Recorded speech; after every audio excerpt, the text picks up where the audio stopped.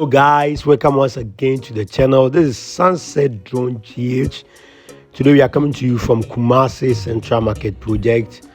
As I've always told you, I'll be bringing you the updates monthly. For some time now, I've not been able to bring it, but from what I'm seeing right now, from the videos that I took, the work has been done. A majority of the work has been done. I can say like almost 75 to 80% of the work has been done. It's left some few work to be done.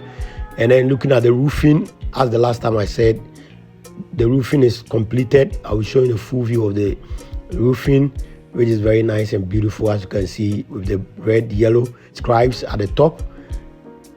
It's very nice and very beautiful edifice, as I've always been telling you. Looking at the new KJTR building, which was done, which is just this one is a replica of it. There's a similar thing is being done here, just that this one has a very big capacity as compared to the KJTS own. This work is massive, it's beautiful and nice, and when completed, it's going to make this particular area very nice, the town center very nice and beautiful. Please watch this video, watch our other videos. Don't forget to subscribe to our videos, like, comment and share it, and always follow us for exclusives on projects and events that are being taken up.